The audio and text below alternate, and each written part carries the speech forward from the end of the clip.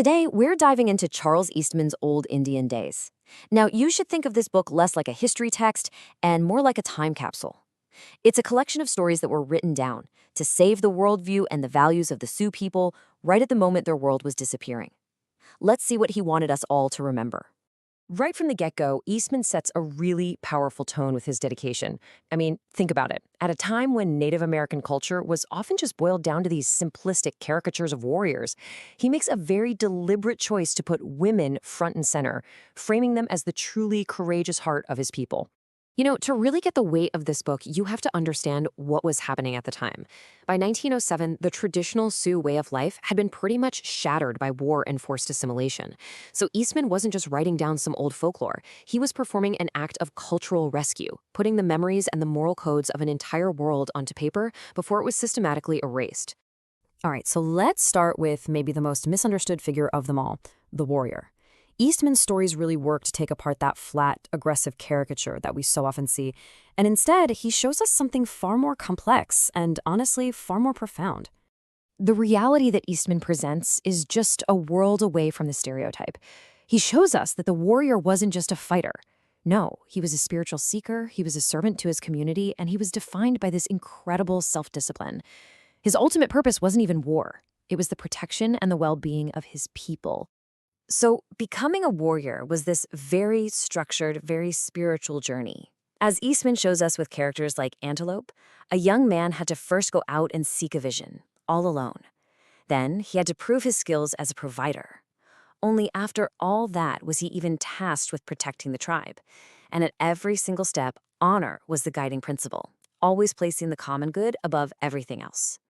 And that idea of service and honor, well, it leads us directly to the second major theme, one that Eastman clearly felt was absolutely crucial: the central role of the woman as the literal foundation of the Sioux Nation. This quote from the book, it really says it all. In the world Eastman describes, women are not secondary characters. They are the anchors of society. Their strength, their skill, and their honor were seen as the very source from which the entire community's dignity flowed. So what did that actually look like day to day?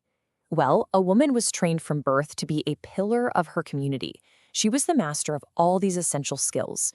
She was the center of generosity, and, this is critical, she was the keeper of the culture, tasked with making sure that traditions and values were passed down to the next generation. In this training, it wasn't some afterthought. Eastman really emphasizes that from the absolute earliest age, a girl's play was her education. The dolls she made, the miniature teepees she built, all of it was a serious, hands-on preparation for the vital role she would one day play in the life of her tribe. Now, holding up the roles of both the warrior and the woman was this profound spiritual worldview. And this wasn't like a religion just for certain days of the week. It was the very lens through which all of life, all of nature, and the entire community was understood. At the very heart of this worldview is the concept of Wakantanka, or the Great Mystery. Now, this isn't a god in a human-like form, but more of an invisible, sacred force that flows through and connects absolutely everything. The warrior seeks a vision from it. The woman creates a family and harmony with it. It's everywhere. And this leads to such a fundamental shift in perspective. The natural world isn't seen as just a collection of resources there to be exploited. It's seen as a family of relatives that you have to respect. The earth, the animals, the sky, they are all part of one sacred, interconnected web of life. So why does this book, which is over a century old, still resonate so powerfully today? Well, because Eastman didn't just preserve a culture, he preserved this timeless wisdom about how to live a life filled with meaning. When you boil it all down, these are the lessons from Old Indian days that just stick with you. That true courage is actually service.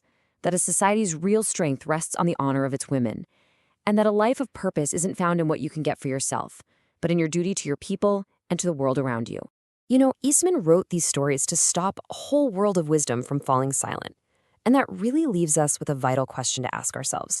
What other essential knowledge do we risk losing when we fail to listen to the stories of the past?